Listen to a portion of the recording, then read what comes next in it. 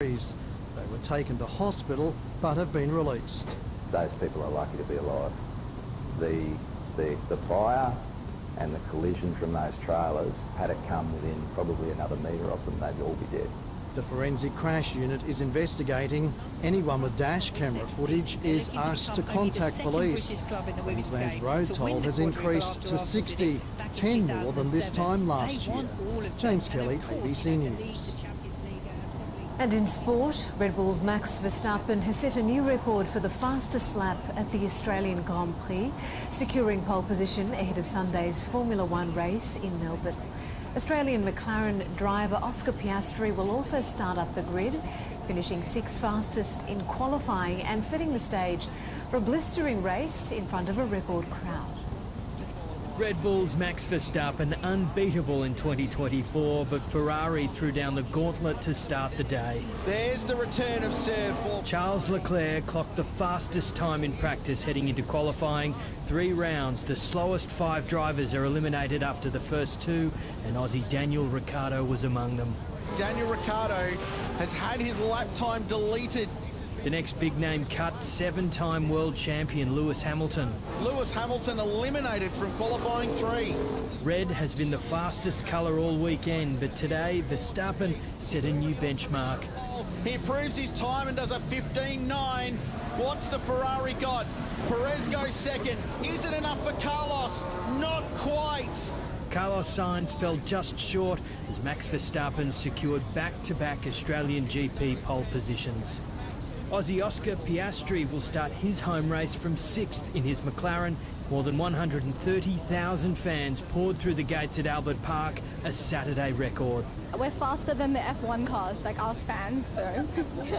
Inside, Please have your tickets downloaded. and in between the racing and the noise, there are dream cars at every turn. It's a paradise for motorsport fanatics.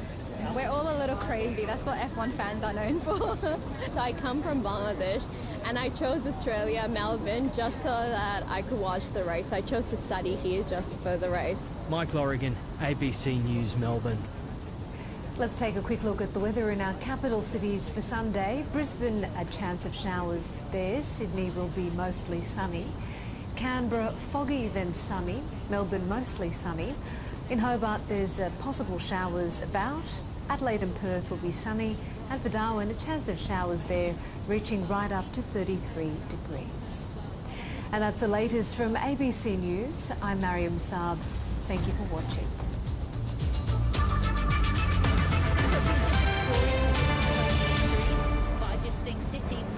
This week on News Breakfast, beloved comedian and failed accountant Dilruk Jayasinghe discusses his year of heartache that's inspired his new deeply personal show. And best-selling author Bruce Pascoe joins us in the studio to chat about his new book, Black Duck, A Year at Yambara.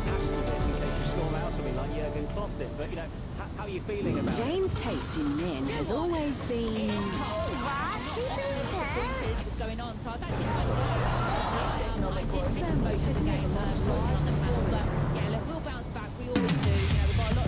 In regional news, another week, another flood emergency. Hundreds evacuated in the Northern Territory, while WA stations already underwater prepare for the possibility of more rain.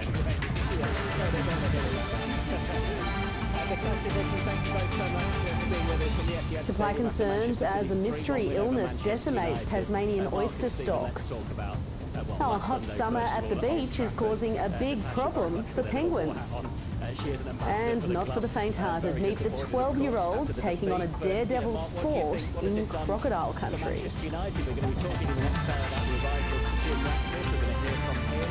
Hello, I'm Amy Colbert. This is your regional news. Towns and communities are facing the threat of flooding in parts of the Northern Territory as ex-tropical cyclone Megan makes its way west across the middle of the country. The Defence Force was called in earlier this week to help evacuate hundreds of residents from the town of Borroloola near the Gulf of Carpentaria. And they now face an anxious wait to see if floods from the nearby MacArthur River have inundated their homes. The evacuees are now in Darwin, and that's where reporter Robert Baird joins us from. Robert, what's the mood among residents there? Amy, the residents are pretty relieved to be away from Borroloola. You've got to remember that many of them lined up on Monday for a flight departing the town that was never able to leave because it was unsafe to land in the town. They were able to leave starting from Wednesday. So we've had hundreds of people who've come to the Darwin Showgrounds for some shelter from Borroloola behind me. Many more, however, chose to remain. This is an optional evacuation, and there are facilities available in the town. The ADF has been dropping food parcels, and many have been waiting out as these river levels rise. We know there are some low-lying communities, houses and streets at risk of some flooding, but it's been very difficult to get a clear picture of the situation in the town because there's a Telstra outage that's been going on for a week. So a few people I've spoken to here have been able to speak to their neighbours and their relatives in the town. Crews from Telstra have been trying to reach the base station by helicopter to fix that fault. Unfortunately, compounding this is the fact that the Bureau of Meteorology's river gauges have been relying on that service, so they haven't been able to get real-time data on where the river level is sitting. What we do know is that the MacArthur River has exceeded major flood levels of 14.9 metres, certainly, and it may be a new record, and it does seem as though the river is receding. As for the residents who are at the facility behind me, authorities aren't able to give a clear picture of when they may be able to return home. Depend on the severity of the flood and whose houses have been affected by floodwaters. Obviously, we're not. We would like to rehabilitate the community before people are moved back into it. So, Robert, what's the forecast looking like over the next week? Amy, the centre of ex-tropical cyclone Megan, that system is now over Western Australia, so there are some flood warnings out in the Kimberley, including the Fitzroy River, and authorities are monitoring levels there. In the Northern Territory, there is still quite a lot of rainfall falling in the centre.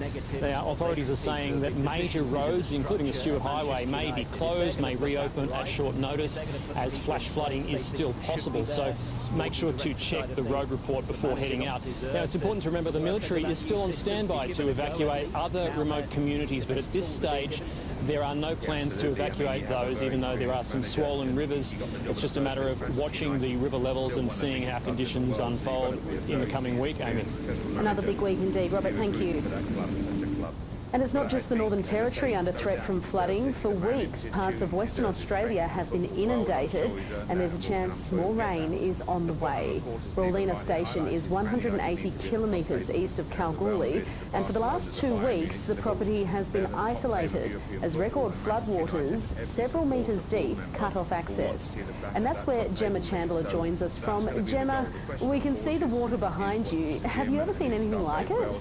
No, the closest we've seen was Australia Day this year, but that basically, that didn't even reach where I am now. It didn't even come up here. This is just phenomenal. The rain sort of started falling on Saturday the 9th, and the water just rushed in. It came up 3 or more feet in a couple of hours. And just sort of caught us by surprise. It sort of been moved to higher ground in case, but we thought it was overkill at the time. But that, just really came up quicker than we expected. I don't think there's a building here at the moment with water in it. This is the first real blue sky we've had. To see that today was just awesome. So, Gemma, has the flooding now peaked? And I guess how long is it until it recedes enough to start that clean-up? Yeah, a couple of days ago it hit its peak. It's a positive sign to have gone down a foot in the last few days. Everything seems to have run in. Our nearest river is 130k away. There's not really, this place doesn't really get this sort of water normally, so there's sort of nowhere really for it to go. We haven't been able to get into any of the buildings yet. I did try getting into the girls' quarters today. Waiters try to get in, but it's came up to about just under my chin, and I was standing on the concrete step. So I'd say the road will be a bit lower again. Bridges and freezers that We did have elevators, they're now sort of floating, so the water's a bit mucky, so we hope when it goes down we can sort of get in there and start the clean-up. And given your cut-off, how are your supplies going? Yeah, we're very lucky that we've got one fridge and 2 deep freezers still running in our house. Luckily our house is up on stumps, so it's sat a bit higher than everyone else's. It's still got about a foot of water through it, but we were able to move dining room furniture and things, and the generator. We've got a good supply of meat. The Department of Emergency Services has done a food drop and fuel drop for us, which is nice. I think my husband could live on steak, but I don't mind a salad here and there. Okay, so just in case people don't realise, you're actually in a kayak talking to us. Did you have those handy at the station before the flood? We did, and it was a bit of a running joke. Everyone thought we were a bit mad when we brought them out here. We never thought we'd be using them. Forms of transport have changed from motorbikes to kayaks for now, which the dog finds slightly more comfortable. But yeah, there's quite a few things have changed. It's quite wet out here. Okay, you mentioned your dog. How are all the animals going? Yeah, we've got Koa, the kayak dog. She's having a lot of fun at the and the sheep, we're so happy to say that, you know, the bits that we've been able to get out to see, there's a lot of sort of higher ground. As the sun's coming out, we've got beautiful blue sky today, the ground's drying up. The sheep are just having an absolute field day with that green pitch that's been growing since the January rains. We really, it's going to do to the land, and they're just going to have so much food, and there's so many as well. Like, there will be losses, there will be some that just didn't make it, but it's been really so many sheep running around enjoying the feed. Everyone's really happy. Like, we've rung the neighbours and had a chat and seen how they're going. Quite a lot of them are basically on an island right now, surrounded by water. It's coming to life, and everyone's really positive. And I understand most of your workers actually lost all their possessions when the floods went through the buildings there, and despite all your own worries, you've actually set up a fundraiser for them. Is that right? We got to thinking about the total loss as it suffered. Their rooms are just up to the tops of the cupboards in water, and it broke our hearts thinking of everything they've lost, and we thought, well, what if we do a GoFundMe? Popping photos up there, so idea of who these people are, not just a fundraiser with some blank, names on a website. We've got photos up there of the guy. Sorry, I'm just running into the clothesline, right? Photos up there of the guys, what they do for their daily work, how hard they work, and really why we think these amazing people deserve that. It's just great knowing that these guys can replace those sort of essentials and get back on there. It's blown my mind. Some of the donations just have brought tears to my eyes. These are all mums and dads and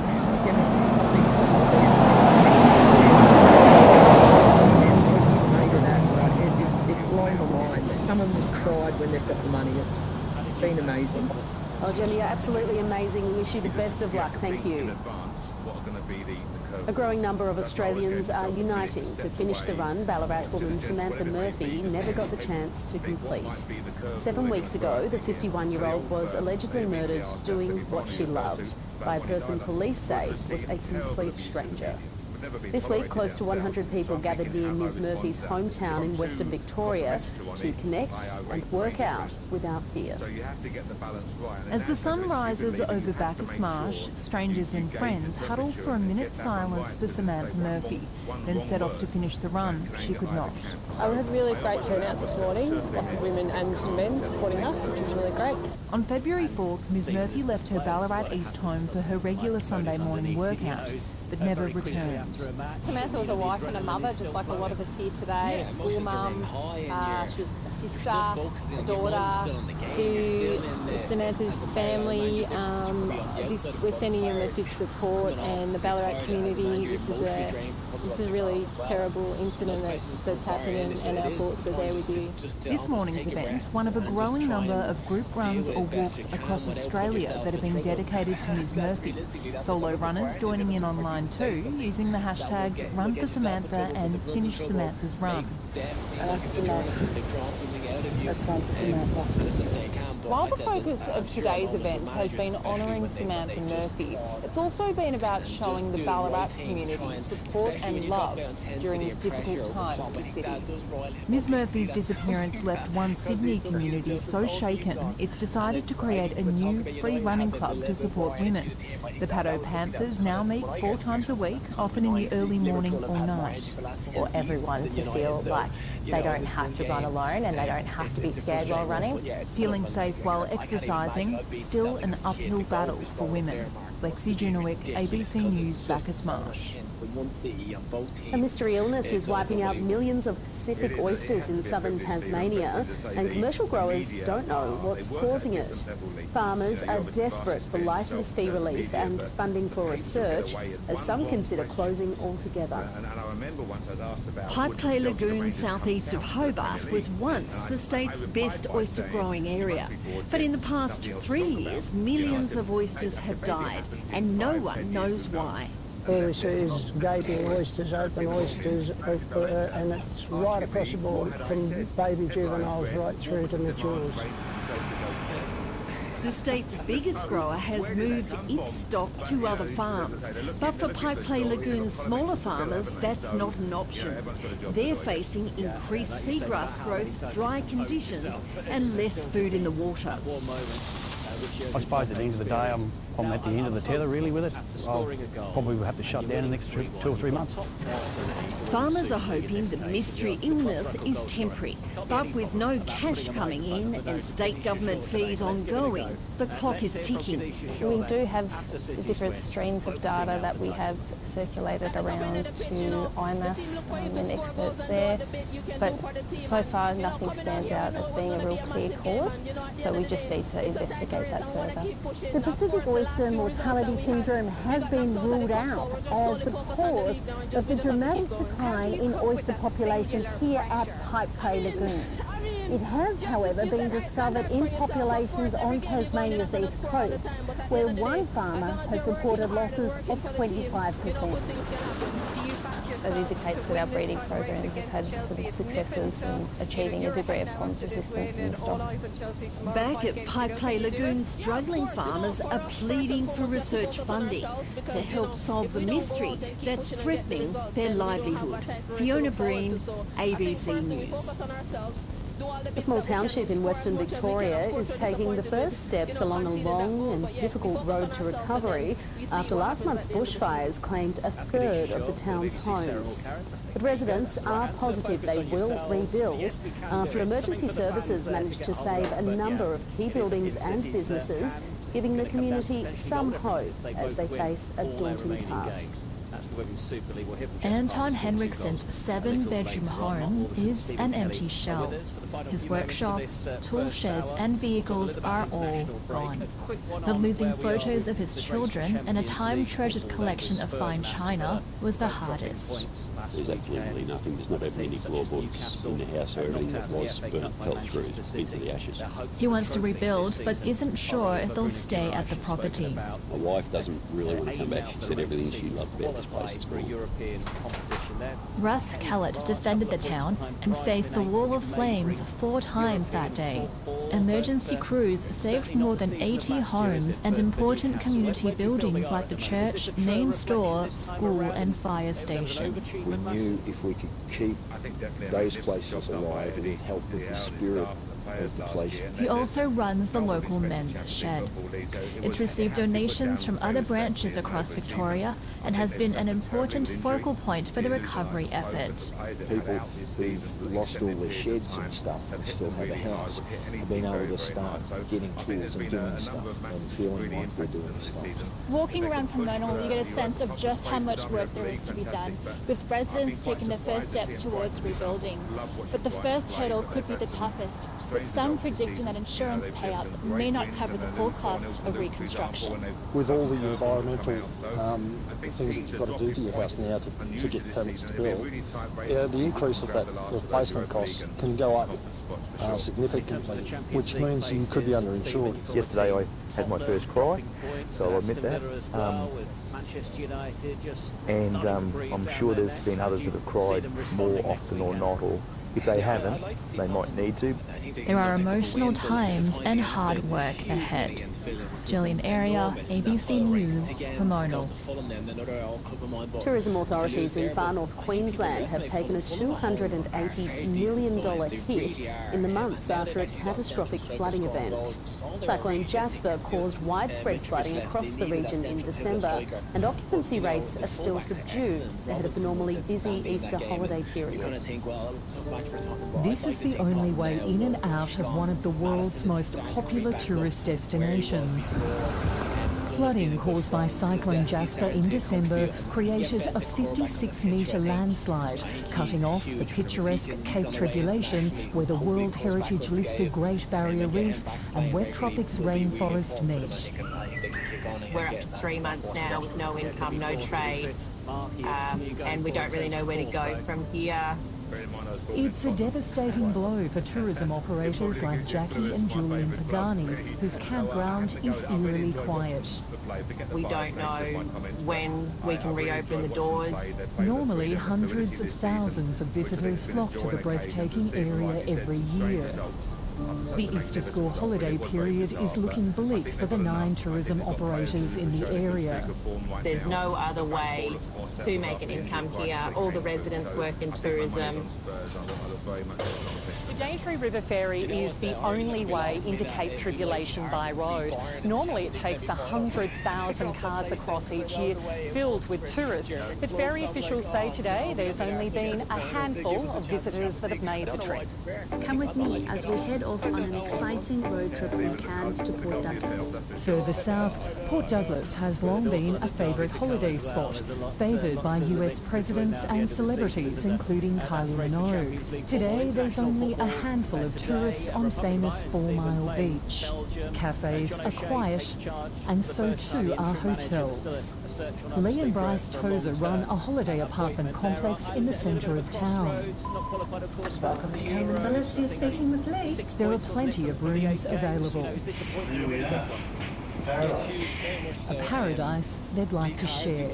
At present, for Easter April school holidays, we're running around about 20%, which is quite down on previous years. The time to visit Cairns at Great Barrier Reef is right now! Both the Queensland and federal governments have poured millions of dollars into advertising campaigns and discounted flights and holiday vouchers in a bid to entice visitors back to far north Queensland. We are still, by a country mile, one of the most beautiful parts of the world and one of the most unique parts of Australia. Port Douglas locals say it's a long time since it's been this quiet in town. I don't mind it, but I cry for all the people, all the shops. International tourists happy they made the trip north. We just thought we had to come, and I think if you're helping out the tourism here, that's, it's a really good thing. A tropical paradise up for grabs. Christy Sexton McGrath, ABC News, Port Douglas. The recent run of heat waves this summer has threatened the survival of a colony of penguins south of Perth. So, local volunteers have been building nesting boxes, adding the latest mod cons in an effort to help the tiny birds survive. More than 130,000 tourists come to WA's Penguin Island every year, hoping to catch a glimpse of the tiny birds in their natural habitat. Welcome to the Shoalhaven Islands Road. But hot temperatures mean the stars of this place are in danger of dying out. So these citizen scientists are helping the little penguins protect themselves. Every opportunity to make it a cooler environment for the penguins so they can nest successfully is what we're about. With the help of scientists, volunteers have built nests and installed them in the natural habitat. These boxes are hopefully going to play really an important role in helping this population adapt to climate change and hopefully recover in the future. With air vents and double-glazed walls, scientists say the volunteer-built nests are 8 degrees cooler than the ones penguins make themselves. Experts say the population here could become extinct within our generation with an already 80% decline in the last decade. In our summers, unfortunately, like we've just had, where we've had these high number of, or a large number of days with really high above average temperatures, then we will find that we will get birds dying from overheating. As experts predict longer, hotter and more intense heat waves due to climate change, these citizen scientists say there's no time to lose. Girlfriend coming soon? I would hate to think that my grandchildren weren't here to see penguins. And how lucky are we on our doorstep? I mean, you've got the jewel of the crown here in Rockingham, you've got Shoalwater Islands Marine Park. A jewel these volunteers say is priceless. Ruby Littler, ABC News, Penguin Island. Once seen as a marine menace, sea urchins are now offering international opportunities for some local businesses. Two factories on the New South Wales far south coast last year became the first in the state to export sea urchin roe. After months of trial and error, one has now doubled its exports, and that's largely thanks to a team of international staff. Some consider sea urchins to be a pest. Others think it's a delicacy. But for this factory on the New South Wales far south coast, it's their livelihood. Yeah, we're doing the best we can and it's going quite well. And now they can harvest more sea urchins than ever before, thanks to a new licence granted last year. Sea urchin harvest is one of 2 international exporters in the state and one of 3 in the country. The majority of the workers here are from overseas. They've almost doubled our capacity of what we can produce and what we can do. It's just phenomenal for the business itself. It's enabled the factory to export to places like Hong Kong, Korea and China for the first time. It's quite a fussy sort of high-end restaurant market that we're targeting. Lee is from Malaysia. Her friends there are intrigued by her work producing the expensive seafood. While you're working in a sea urchin, it's very expensive things. I'm glad that you work here so that you can get free urchin. At her recent Chinese New Year celebrations, sea urchin was the star of the meal. For marine biologists, sea urchins can be a nuisance. Their small mouths and sharp teeth scrape ocean floors, removing important biodiversity like kelp forests. The expansion of this fishery and the ability to export their product is really important, not only for our rural and regional economies, but there is real potential for that fishery to help control overabundant urchin populations.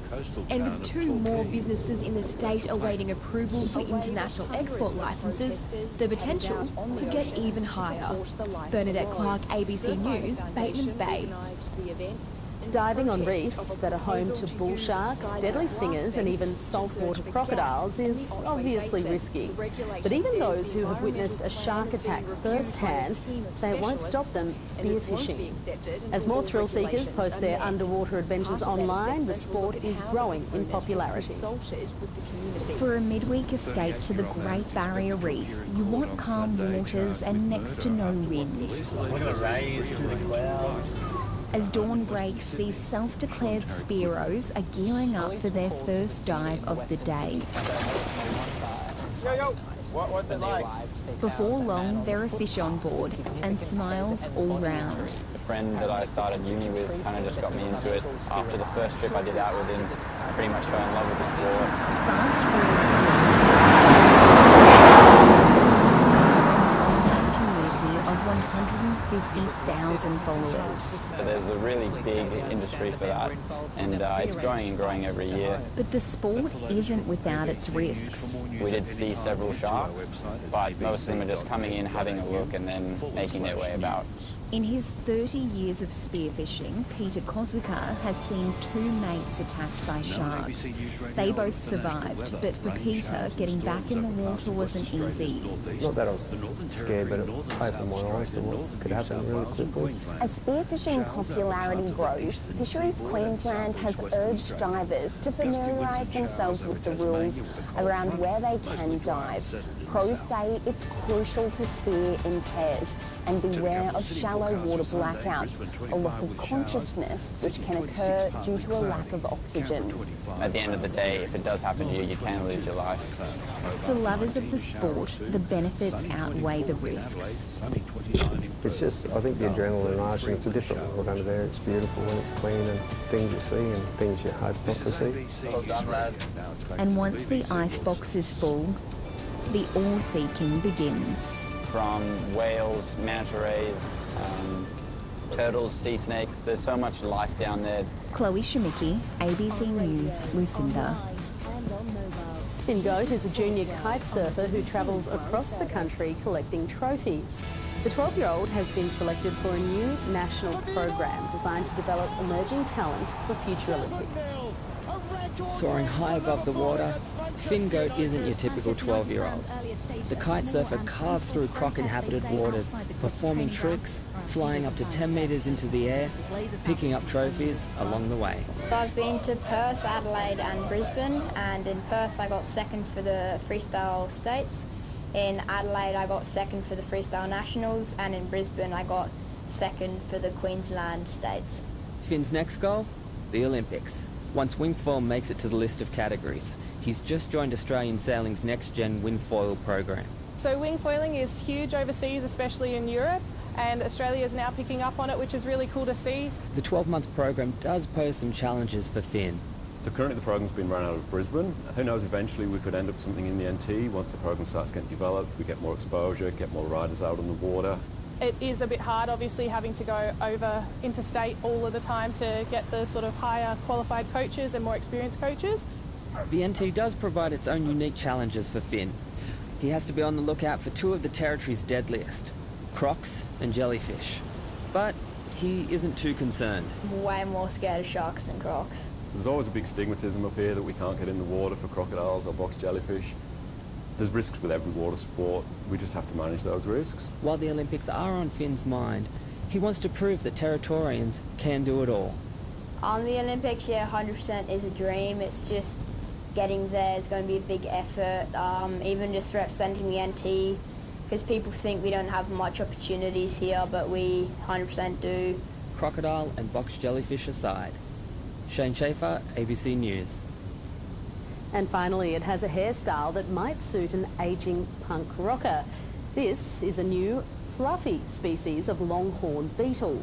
The unique insect was stumbled upon by University of Queensland researcher James Tweed while on a camping trip at Christmas to Lamington National Park in the Gold Coast hinterland.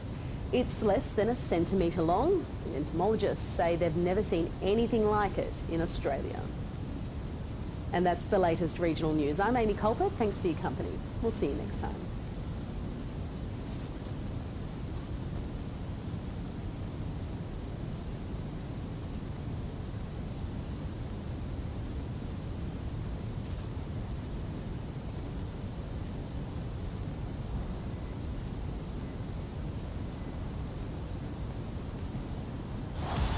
This season, get your footy fix live and ad-free with the ABC Listen app.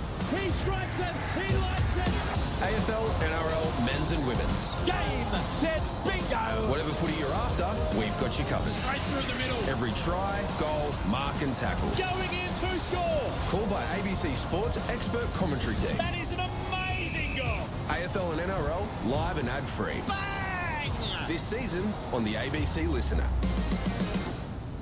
Miriam Margolyes is travelling to 3 iconic cities. Welcome to Broken Hill, Miriam. To experience how Australians are transforming. An influencer. What is that? I'm on a quest to learn what it takes to change and adapt. I'm actually an escort. And just be whoever you want to be. You are changing the world. Miriam Margolyes, Impossibly Australian, starts April 9 or stream the full season on ABC iView.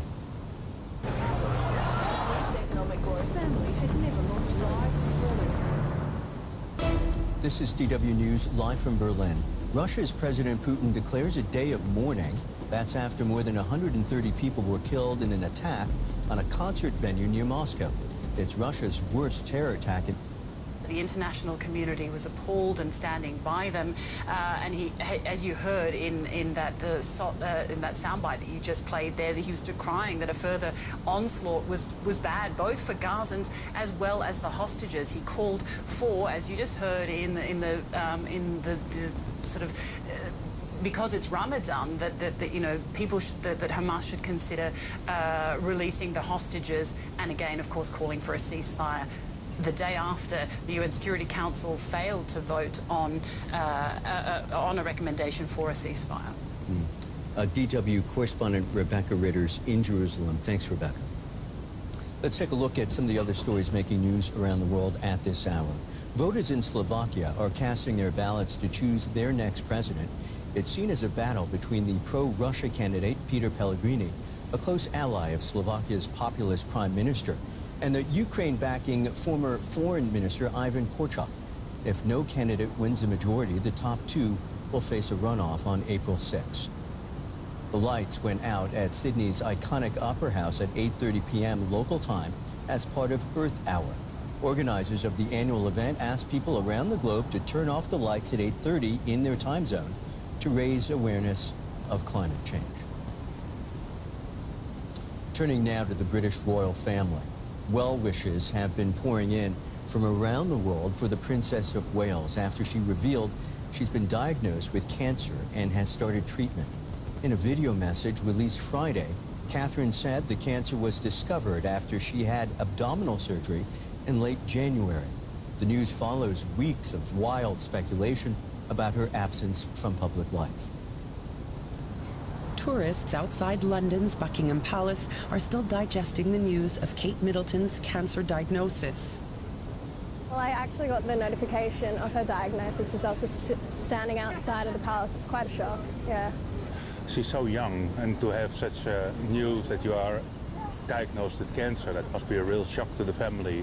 I feel like with all the news about Kate's disappearance and her not being here, I feel like that's them juggling how to balance telling the public, but also privately, and making sure they do it in their own terms. So I think it's just a massive challenge, but I think they understand that we want to know the information and that people care and want to know. So I think it's hard, but they're doing a good job. The announcement was front-page news across Britain and follows weeks of speculation about the whereabouts and well-being of the 42-year-old princess.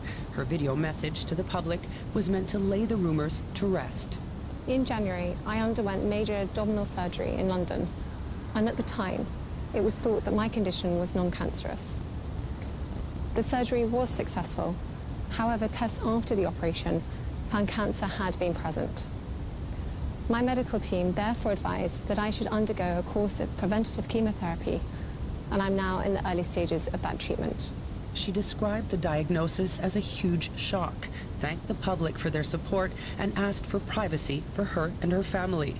Several world leaders shared messages of support, including U.S. President Joe Biden, France's Emmanuel Macron, and Canada's Prime Minister Justin Trudeau. Kate Middleton's last public appearance was on Christmas Day. Kensington Palace later revealed she'd undergone planned abdominal surgery in mid-January. The reason was not disclosed to the public, and as the days drew into weeks, the rumor mill swirled. A photo of a smiling Kate and her family released earlier this month to quell concern backfired when it was revealed the photo had been doctored in several areas, raising even more questions about her health. I would hope it would put the speculation to rest. In Britain, we have very strict privacy laws on health matters, and so, as we've seen in previous eras, the Queen and Prince Philip didn't give a running commentary about their health. And so it's very unusual for both the King and the Princess of Wales to very bravely, I think, announce that they've got cancer.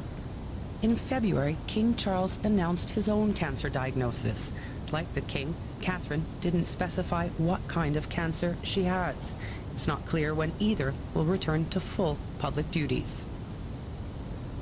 We will end it there. Stay with us if you can. Up next, DW's program Choices follows a young magician as he strives to master his art. I'm Michael Oku. Thanks for watching DW. I'll be back with more news at the top of the next hour.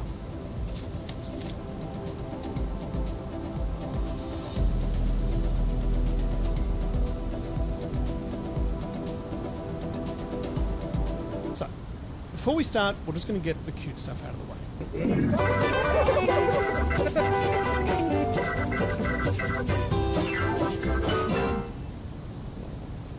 Great start. Okay. Time for serious newsreader voice. In early November, there was a sad farewell at the National Zoo in Washington, D.C. The departure of two beloved pandas who were being sent back home to China. The question I have been asked most in the past few weeks is, are you sad? And the answer is it's a very simple yes. This was a big deal for locals. The zoo's pandas had kind of become a symbol for DC. They're the zoo's most famous residents. There are panda statues around the city, and for a while, pandas were featured on Washington DC's train tickets. Yes, the pandas have really become a part of life in the Washington area, and in part of the life of America. The departure of the pandas was met with an outpouring of grief. They're just the sweetest. I just love them and miss them, and I really hope we get more. I started crying because I never got to see a panda in person. This wasn't just a sad thing for panda fans. It was interpreted as a big deal for international relations. Now the Chinese are angry with us, so it could well be possible that they're trying to send a signal. See, the DC pandas aren't the only pandas on their way home. 5 years ago, there were 16 pandas in zoos across America. By the end of next year, there will be none.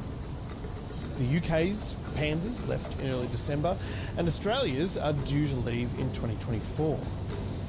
And you see, the pandas aren't just pandas. They're diplomats. You're friendly to China, you get a panda. You criticise China, you get no pandas. And yet, just hours after the pandas left Washington, the Chinese President Xi Jinping surprised everyone. He hinted that he might send new pandas to America very soon. Now, why am I telling you about pandas? Well, internal politics in Beijing is notoriously difficult to discern. And the withdrawal of these pandas, followed by the sudden change of heart, may indicate something really important. After several years of hostility, China might be returning to a more peaceful relationship with the West. But why? And why are pandas the key to understanding it? I'm Matt Bevan, and this is If You're Listening. I wonder if you've noticed just how many delightful animal stories there have been this year. Not enough, 1960s newsman Ross Simons. Not enough. We'll do better in 2024. But this panda story isn't just another animal story. Panda diplomacy is real. It started in 1972 with an unlikely friendship.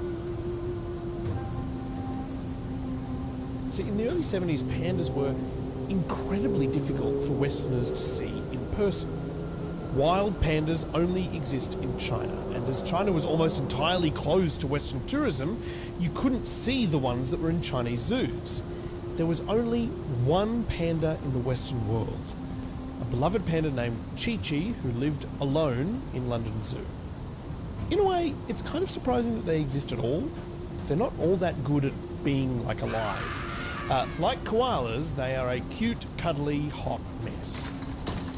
Pandas spend 14 hours a day eating an enormous amount of bamboo. Pandas munch through 16 kilograms of bamboo a day. But here's the thing.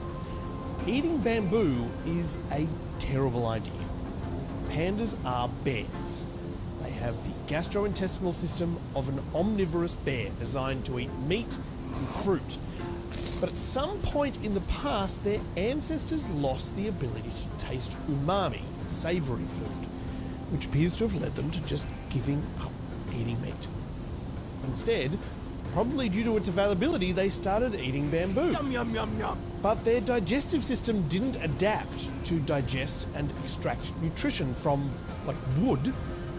They're still anatomically carnivores. They're no more suited to eating bamboo than we are. But imagine your life if you, a human, had to eat 16 kilos of bamboo every day. Anytime they don't spend eating or sleeping, they spend doing what I can only assume are extremely painful bamboo poos.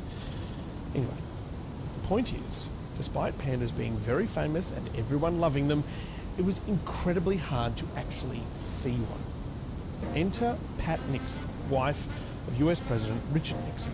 Well, I've often said to young candidates, when they always ask my advice, I say that first pick the right wife. Foreign trips were Pat Nixon's forte. She was a hit wherever she went.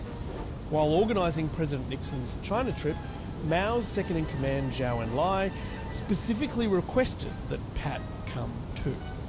The presidential jet with President and Mrs. Nixon aboard will touch down on Monday for the start of the historic China. The point of the trip was to normalise relations between China and the US. We can have differences without being enemies in war.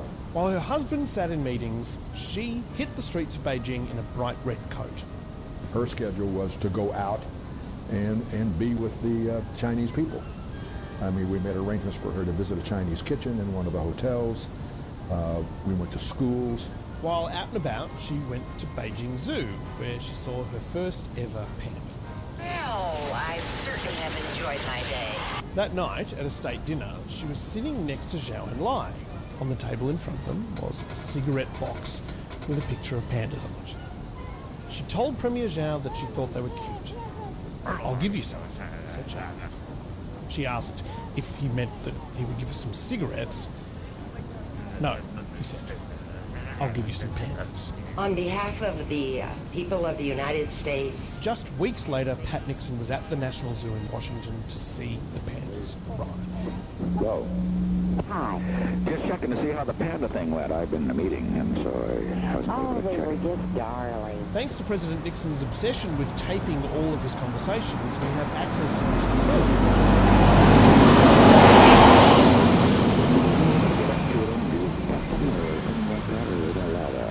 No, they're like, they're comic little things, you know, they act up. Do they really? Oh, yeah. It was a scream. By the end of that year, as other US allies like Japan, West Germany and Spain recognised Beijing, they received pandas of their own. 1972 was named by American media as the year of the panda. Over the following decades, pandas would arrive in foreign zoos at key moments when China wanted to improve relations.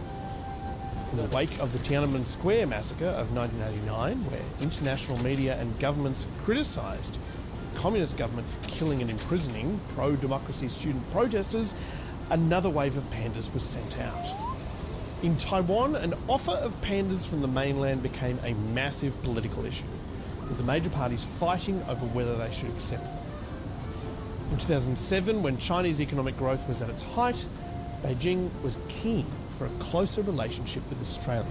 China's growth is very good for Australia. And they weren't just offering to buy our resources. Buy gas, get pandas free. President Hu's promised a breeding pair for Adelaide Zoo, with the hope babies will come in 2012. So, I believe that this will certainly become a new symbol of our friendship. China sees pandas as a symbol of their country. But by the 1980s, habitat loss had left only around 1,000 of them alive. China became determined to rescue the symbolic species from extinction.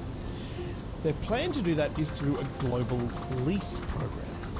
Pandas are no longer given as gifts, they're leased for $1 million a year each.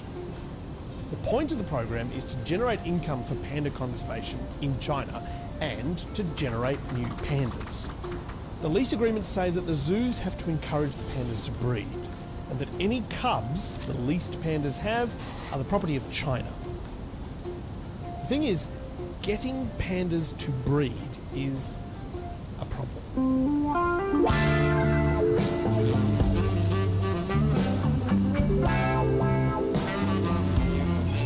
Female pandas can only get pregnant for a day and a half a year.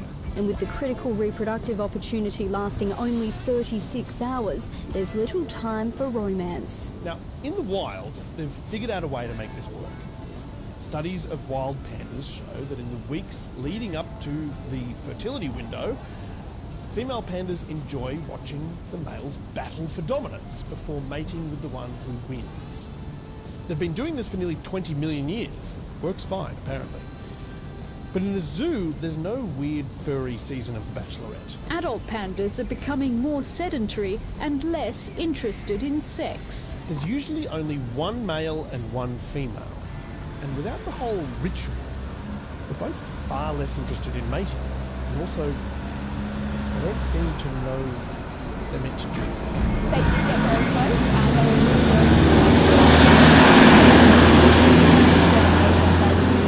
to work on together. Zookeepers do what they can to show the pandas how it all works. You can sort of get panda porn on the TV. I'm sure if you search that in YouTube, do it from your home computer, not of your work one. Panda porn is something that has been used for decades now to try and convince them to mate. Zookeepers also try artificial insemination, but that's only marginally more successful. This has led to a strange situation where a quarter of all captive pandas are descended from a single male panda named Pan Pan, who apparently knew what he was doing without any help from Panda Hub. Oh, yeah. I won't bother going into the other problems, like panda penises are too small, they have random gestation periods, or that they often have twins but can't care for two babies, due primarily to the fact that they have to eat a dining table every day. Yum, yum, yum, yum. But zoos around the world are getting better at it. And by 2019, there were 600 activity in 19 countries. I just had sex, and it felt so good. But then, the era of warm and fuzzy panda diplomacy suddenly came to an end. There were a lot of things that heralded the souring of China's relationship with the West, but if you look hard, the clearest signal came in the form of a diplomat named Zhao Lijian. Lijian Zhao, thank you very much to have joined us today. Zhao Lijian didn't like how the United States was treating China. They are trying to bully China. We have to fight for our honor and dignity. We have to fight for our interests too. In 2019, he told Pakistani state TV that trying to bully China would backfire. If you are trying to bully China, China will fight to the end. He decided that he would personally do something about this. How? He was a relatively unknown civil servant in China's embassy in Pakistan with little influence over anything. So he turned to Twitter.com. Initially, he basically just used Twitter normally, chatting to people, retweeting interesting things, posting photos and videos of things he saw around Pakistan.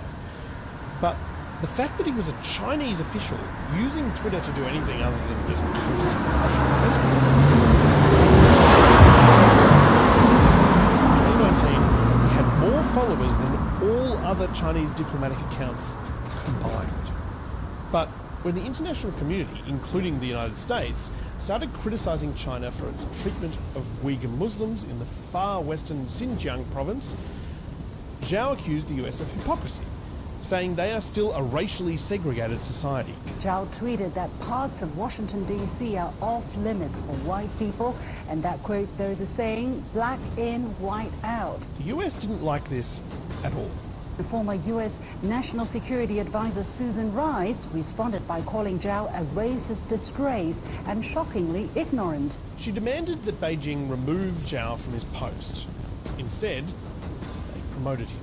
Zhao Lijian is no junior Beijing player. He's the second-ranked official in the foreign ministry who speaks with the authority of his nation. His appointment was a sign of a shift in Chinese foreign policy. They weren't going to cop criticism anymore for cybercrime, for intellectual property theft, or global pandemics. A foreign ministry spokesman is now openly peddling without any evidence a claim that the US Army sent the virus to Wuhan. When Australia criticised China's human rights record, Zhao accused Canberra of hypocrisy by tweeting a graphic of an Australian soldier appearing to murder an Afghan child. Don't be afraid, the soldier says. We are coming to bring you peace. It is a false image and a terrible slur. Zhao became the face of the new form of Chinese diplomacy. Wolf warrior diplomacy. Wolf warrior. An aggressive approach that repurposes the muscular, nationalistic sentiment of a Chinese movie franchise. The tagline of the Wolf Warrior movies is, "Whoever attacks China will be killed, no matter how far the target is." It went beyond tough rhetoric and threats, though. China unleashed cyber attacks and sanctioned imports from Australia. There were skirmishes between Chinese and Indian soldiers on their shared border, and requests to extend leases of pandas in Western zoos were turned down. But Wolf Warrior diplomacy kind of didn't work. Western countries continued criticising China and just copped the economic penalties. Meanwhile, the Chinese economy suffered from decreased cooperation with the West. After 3 years at the top, Zhao was shifted into a job with no public contact, something to do with oceans. And it seems that the wolf was abandoned, making way for the return of the panda. In 2023, Xi Jinping travelled the world rebuilding relations with India, UK. China started importing Australian goods again, and after taking away the pandas from the National Zoo in Washington, Xi Jinping indicated that pandas would return, following a positive meeting with the US President Joe Biden. Now, this doesn't necessarily mean that China is about to give up on its ambition of invading Taiwan or unwind its human rights violating practices. It does seem to mean that they're not quite so touchy about it when people call them out. What we have known in the past, whatever. wages Pandas.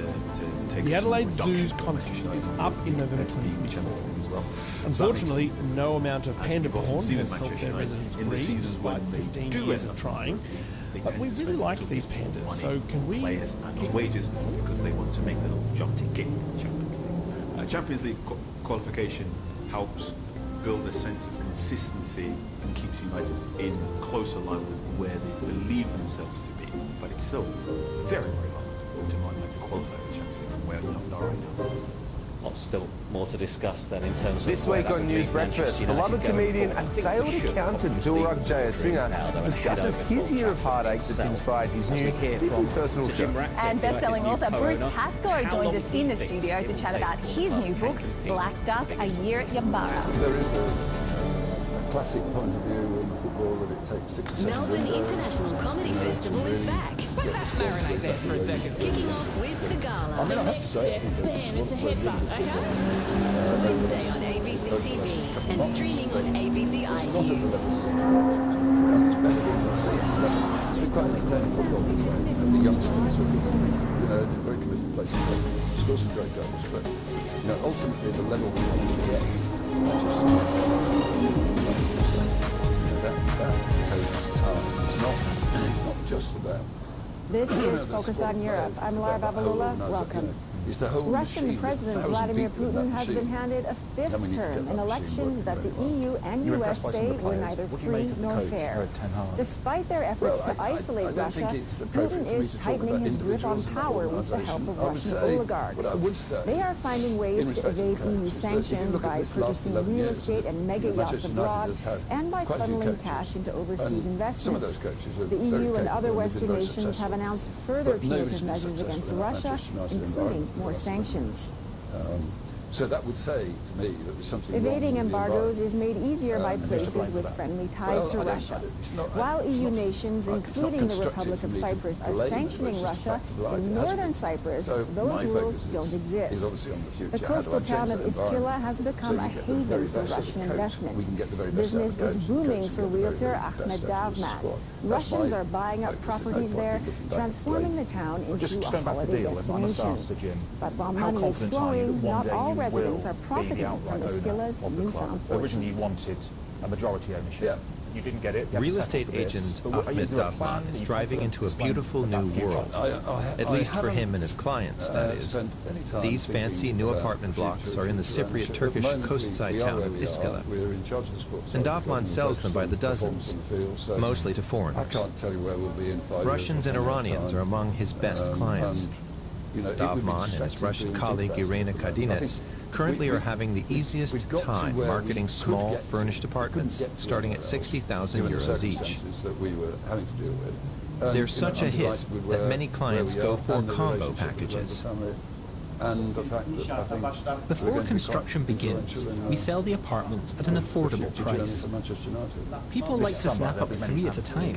We've got one of the country's richest men coming in as a co-owner. We're going to have a spending spree. There'll be a war chest being Once they're raised. finished, clients go to the land title registry, pay their fees, and later they resell the apartments Well, I think the first thing or rent them out. FFP now is a new element of it, and it's a really, really important. That's how Turkish-occupied northern Cyprus lures people looking to make quick money. And the ways in which many Russian clients come from the EU country of Cyprus too. We have some So it's main just a new requirements from element. South Cyprus. They're coming, so they're it looking, does because it's much provide cheaper and restrictions because on of what you can do. because of essentially Euro problems, they FFP want is there to ensure to that so they feel safer here.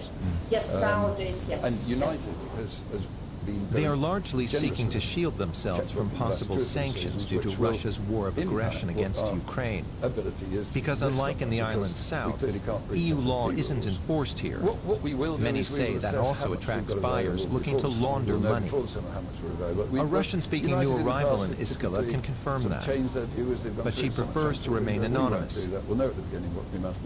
In social media groups, Russians, Belarusians, and even Ukrainians discuss the latest real estate deals. His principal objective when in charge of United was to knock Liverpool. Many people want to conceal their financial affairs in their own countries. Times have moved on. You've now got Manchester City. And of course, they can use the unofficially recognised part of Cyprus for How do you that.